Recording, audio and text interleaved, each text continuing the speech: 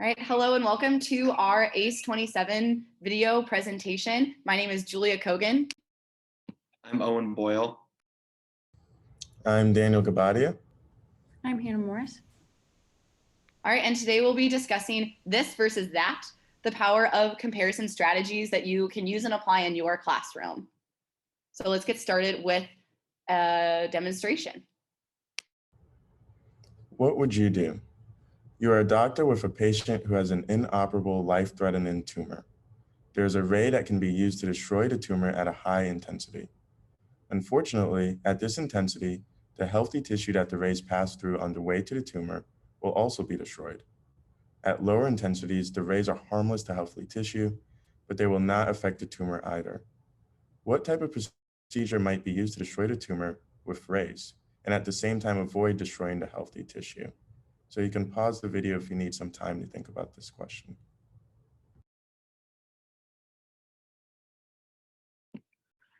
Now think about how confident you are in your answer here. Think about on a scale of 1 to 5, how confident you are. 1 being you're not confident at all with your answer, and 5 being I think I got the right solution.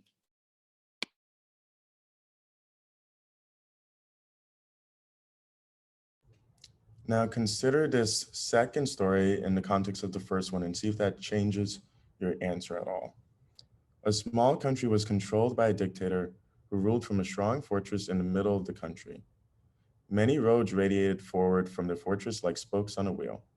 To celebrate the anniversary of his rise to power, the dictator ordered his general to conduct a military parade. On the morning of the anniversary, the general's troops were ready to march, but the general received a disturbing report from the dictator, demanding that this parade be more impressive than any previous parade. He wanted his army to be seen and heard at the same time in every region of the country. But it seemed impossible to have a parade that could be seen throughout the country. The general, however, knew just what to do. He divided his army up into small groups and dispatched each group to the head of a different road. When all was ready, he gave the signal, and each group marched down a different road. Each group continued down the road to the fortress so that the entire army finally arrived together at the fortress at the same time. In this way, the general was able to have the parade seen and heard through the entire country at once, and thus pleased the dictator.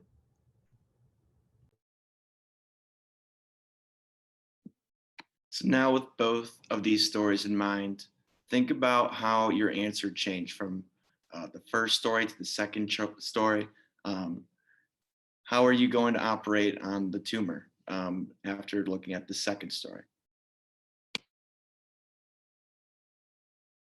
Okay, so we borrowed the stories for this demonstration from 2 researchers, Gick and Holyoke, who did a similar study with undergraduate students as we did with ACE 27 and ACE 28 teaching fellows. So in a very similar way, we gave ACE 27 and ACE 28 the first story in which they were supposed to decide how they would treat the patient. And they were asked what their treatment would be. And then they were asked to rank how confident they are in that decision, 1 through 5. And you can see here that the majority of the people did give it a 1 or a 2 in terms of their confidence. Of course, we have a few people who put that they were a 5, but good for you that you felt like you knew right away. That's awesome. Maybe you are a doctor yourself. That's fantastic. And then we gave the second story. We gave the dictator parade story and asked ACE 27 and ACE 28 to draw on what they're reading, to make an analogy and see how that would inform their decision of what the treatment should be. And here are the results. So we see that this has shifted. Their confidence has shifted. They now feel much more confident that they know how to treat this patient. We're seeing a lot more 3s, 4s, and 5s here. So ACE 27 and ACE 28 were able to use the analogy skills. They were able to think about the dictator parade and apply that knowledge to how they would treat the patient. So our purpose for this demonstration was to hopefully get you, our audience, to feel a little bit about the power of making comparisons and using analogies. So the same can be said for the students in your classroom for helping them gain better conceptual understanding. So now for the rest of this presentation, we'll launch into a review of some of the key concepts and support for comparison-based instruction and the research. Then we'll kind of move into what does this mean for us as current teachers or future teachers. And we'll go and demonstrate some specific examples of analogies and comparisons that you can make during instruction in your classroom this coming year. Okay, so let's get started with an overview of those key concepts and mechanisms of comparison-based instruction. So some of our main questions when we wanted to investigate comparison strategies for teaching were, how does using comparative teaching strategies within the classroom help strengthen student understanding of actual content? And then also, how can teachers effectively use comparison strategies in the classroom to really promote conceptual understanding in the best way possible? We know that analogical reasoning is a difficult skill for students and for adults, but it is critical to educational success and success later in life. So we were really curious to investigate what makes comparison effective. We were also interested in looking at these key questions because in the United States, simply the teachers aren't good at using comparison strategies in the classroom. It's not that we do not use them in our classrooms, it's we are not effectively using it to tap into their cognitive abilities that they do have. For example, let's look at this chart up here. This is how we stack up with Japan, who's in orange, Hong Kong, who's in green, and we are in the red in the United States. And A through F are different cognitive abilities, and we are underperforming compared to all of them and all of those cognitive abilities. So we're interested in seeing how we can improve that for our students. So comparison, when it's properly implemented in the classroom, is an effective teaching strategy because it promotes analogical reasoning, which is that ability for students to notice and to draw connections and similarities across contexts, as well as to use information that they already know and apply it to a new or unique situation.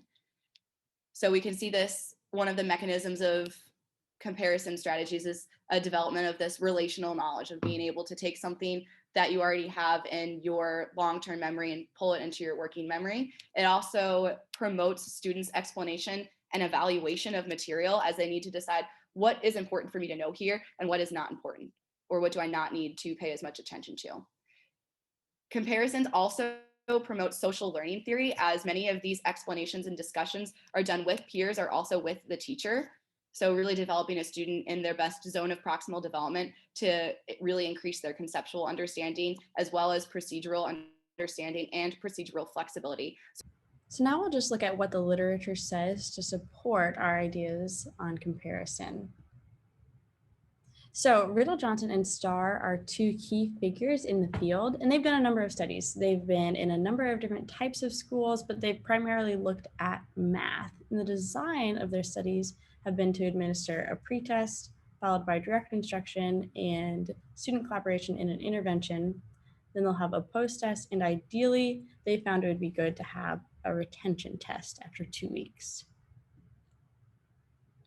They're ultimately trying to assess how students grow in their procedural knowledge, procedural flexibility, and conceptual knowledge. Procedural knowledge just boils down to, do they know how to solve the problem? And then procedural flexibility is, how do they look at different modes of solving a problem, compare those, and decide which is going to be the best way to solve a problem?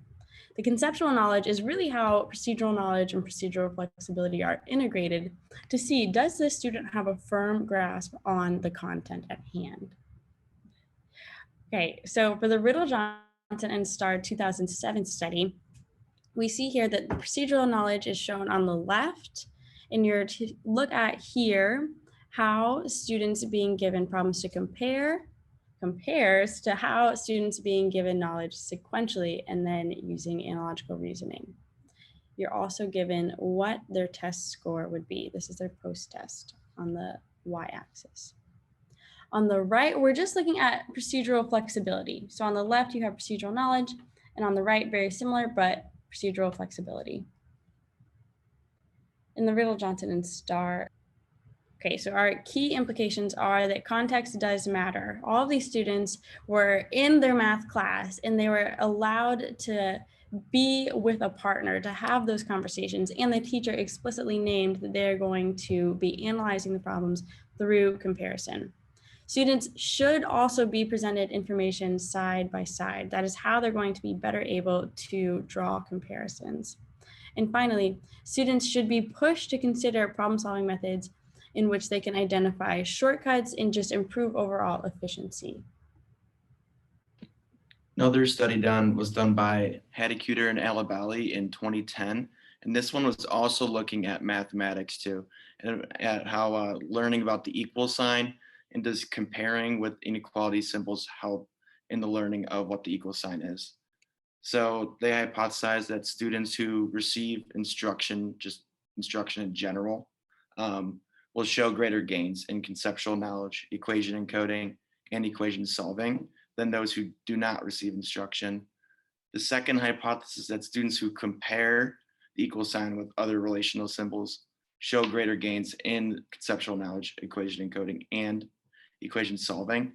And lastly, the last hypothesis was that students who compare the equal sign will also be with other relational symbols will better understand inequality symbols and improve their ability to solve inequality problems. So in general, they're hypothesizing that when you are comparing the equal sign with the other symbols, the equal sign, the greater than sign, and the less than sign, that they're going to have better conceptual knowledge on what it is. So in this study, their methods were that they picked 112 third and fourth grade students, and they split them into 3 groups randomly. The first group was the comparing symbols group, the second group was the equal sign group, and the third was the control.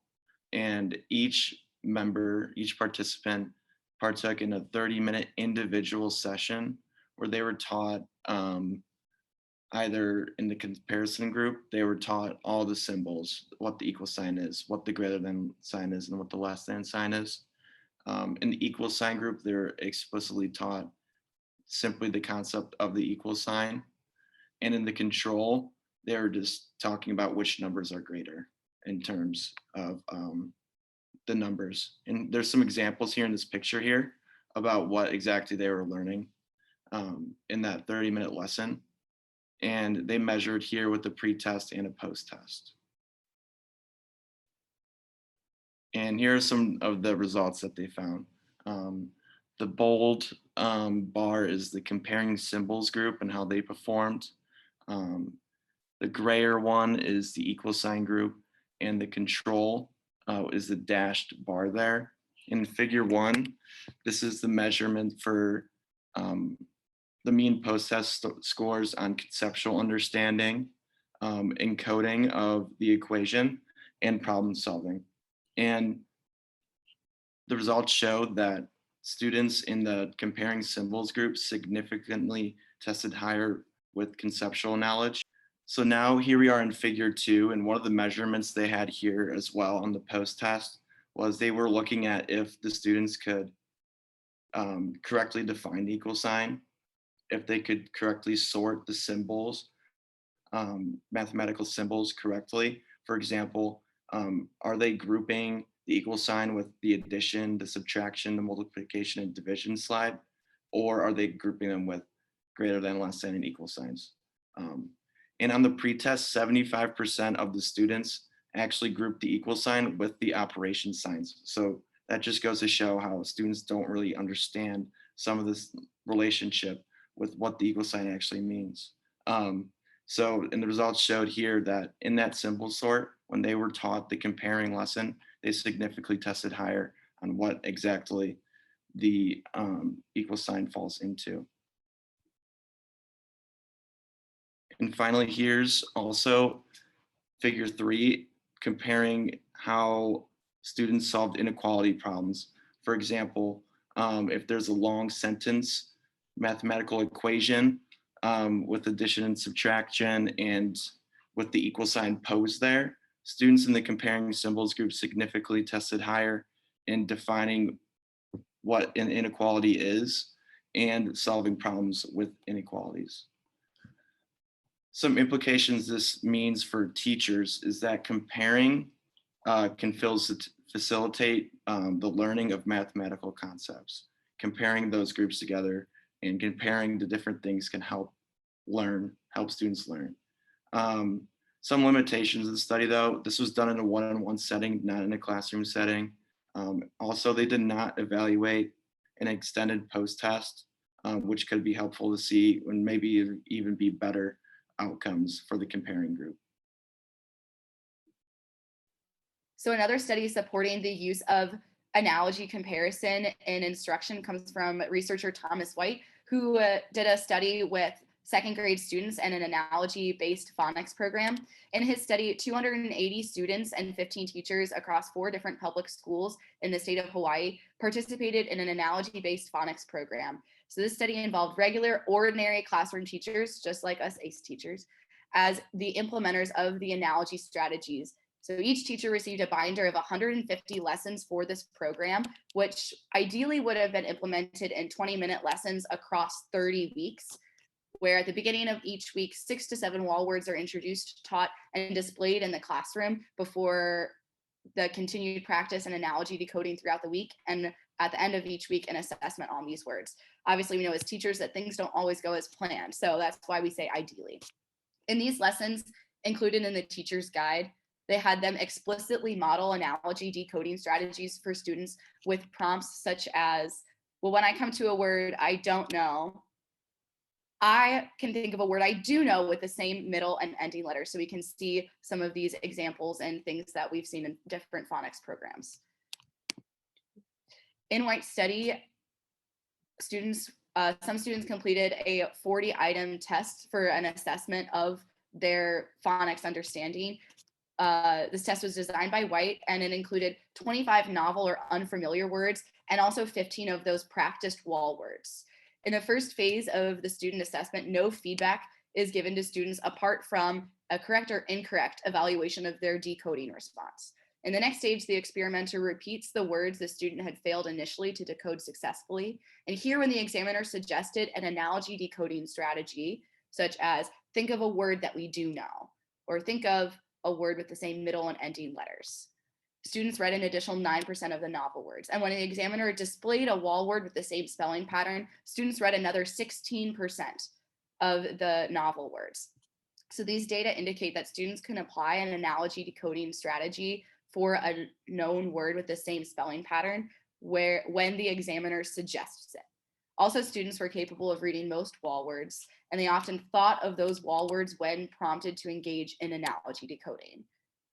Before the start of the school year, it's also important to note that, and before the teachers began this analogy-based phonics program with students, 9 different teachers attended a presentation by the program's creator the previous spring, and then an additional 3 teachers attended a similar presentation in August before the start of school. This is especially important for us thinking now, and one implication is that effectively training teachers to implement these programs is really vital to their success. In addition, the study showed that the students of teachers who completed more analogy decoding lessons in their phonics program performed better on post-tests for reading, decoding, and for reading comprehension. So we can see the number of lessons taught on our x-axis here going from 0 to 200.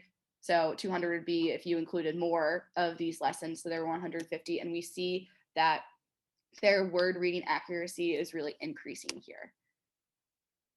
In addition, the study showed that the students and teachers who completed more analogy decoding lessons in their phonics program performed better on the post-test for word reading or decoding, and also for reading comprehension, signaling that the number of analogy-based phonics lessons taught by teachers does have a significant positive effect on students' learning and their achievement. Okay, let's go back and look at that slide before really quick, because you might be thinking, isn't this too obvious though? Do I really need to explicitly point this out and draw attention to this? And the answer is yes. Children's reasoning, especially analogical reasoning and ability to make their comparisons on their own, is not developed or not adult-like until later in adolescence, meaning that they need additional support to notice and successfully use analogical thinking in different learning contexts. So students really need that explicit, sequenced, and strategic practice to develop strong analogy comparison skills. And they won't get to that point of having that developed if we're not giving them the correct models and opportunities to work with that early on. So including more lessons like these teachers in the study containing modeling and teaching these strategies will create stronger skills for students to continue that analogical reasoning in more complex areas and in other contexts. So this is why you see a noticeable difference between the teachers who completed in this study 90 or more of those lessons and teachers who completed 60 or less in those lessons. So a big takeaway is that ordinary teachers of ordinary students can successfully implement analogy-based programs, and it's simple and easily accessible to implement these in our instruction, but that we have to be supporting them in the right ways. So another paper we looked at the value of visual analogies in the science classroom.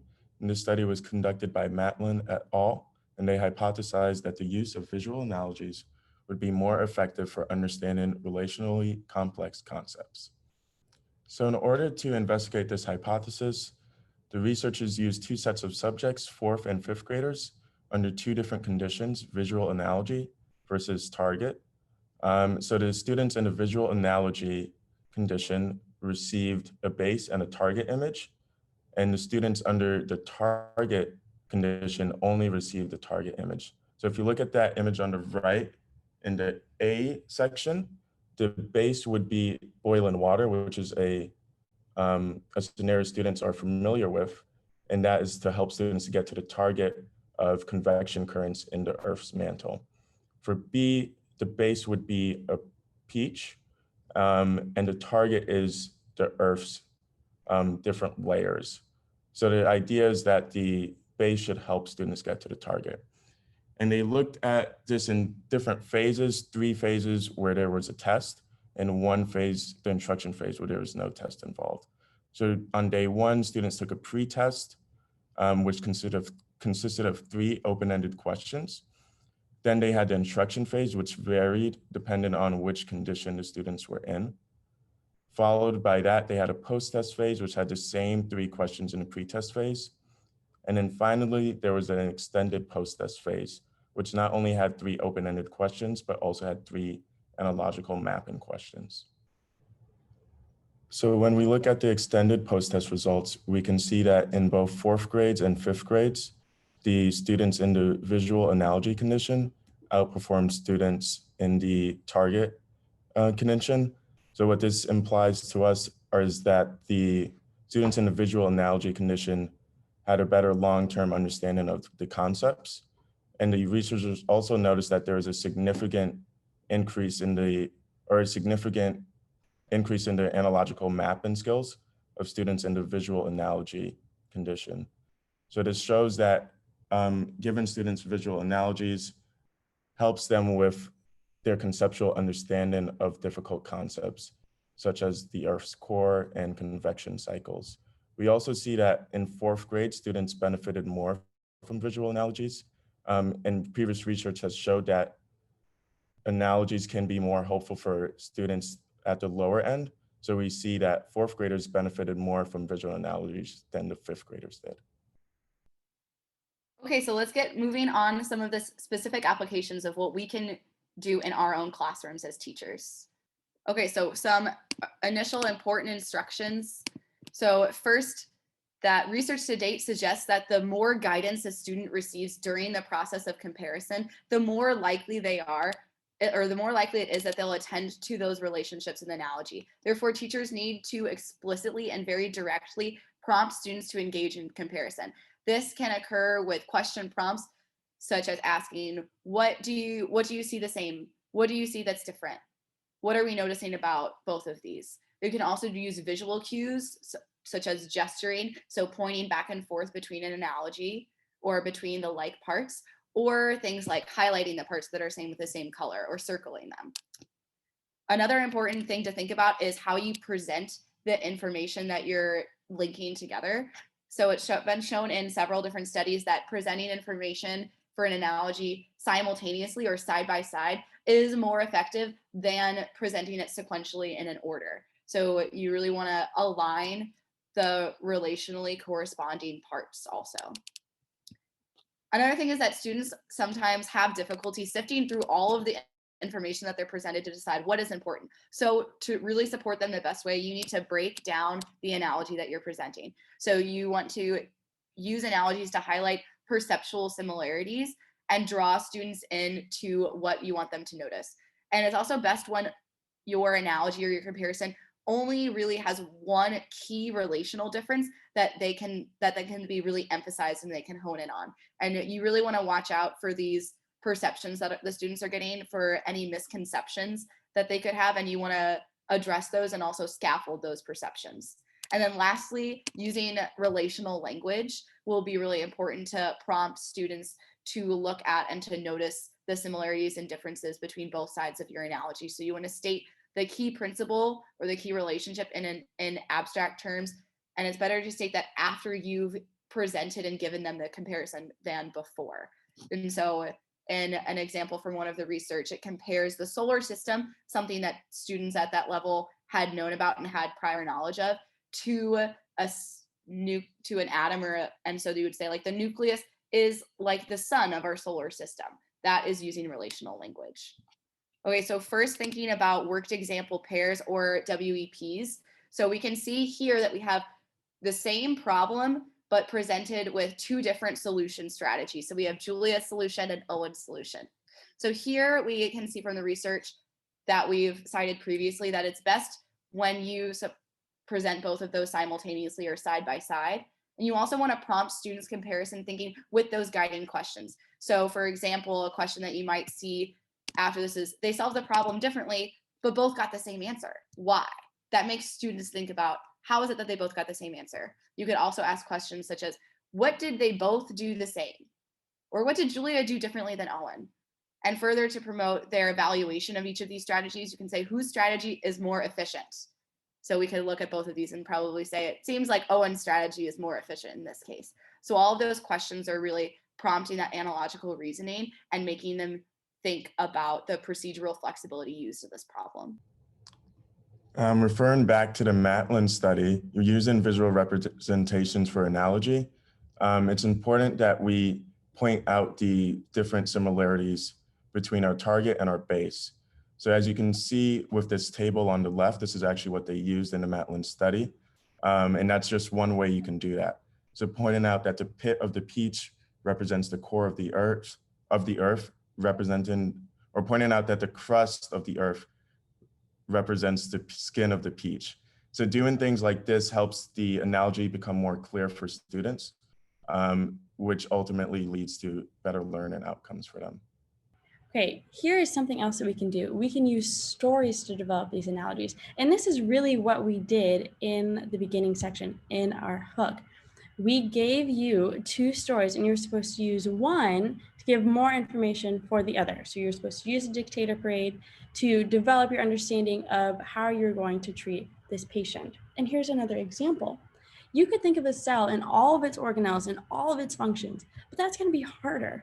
However, you could probe students to think of a city and think of the different institutions and the different structures in a city and how those are going to function.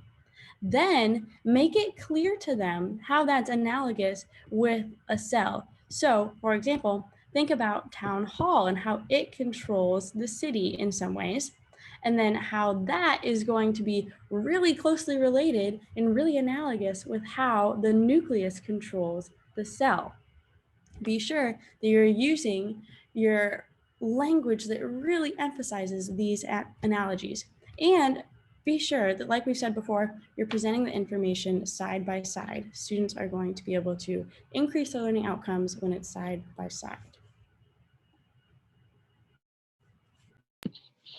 And last but certainly not least, the classic Venn diagram. This is super effective in the classroom. It's super easy to implement too, and you can use it with almost any subject or any grade level. It is just a very good tool that makes it easier to compare and contrast in the classroom.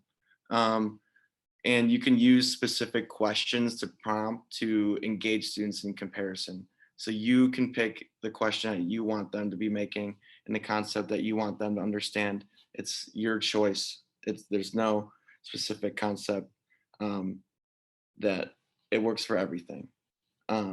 Also, it helps break down the analogy by emphasizing similarities and differences. It helps them see the entire big picture of what the concept is. Also, it represents the information in a simple way to show the relationship. It is super easy to read. And even for like the younger kids, it could be very easy for them to read it as well, as long as you teach that to them. Also, make sure you teach them using the links in relational language. Have them use this language, and this can be a great tool for you in your classroom, and a super easy tool too. You can have them draw in their notebooks. You can have it printed out. It is super easy and effective. So in conclusion, we believe that using instructional comparison strategies in the classroom, teachers can better tap into students' cognitive abilities that they have to build conceptual knowledge and relational understanding across all content areas and all grade levels. And we believe that implementing these strategies effectively can help students gain better conceptual knowledge.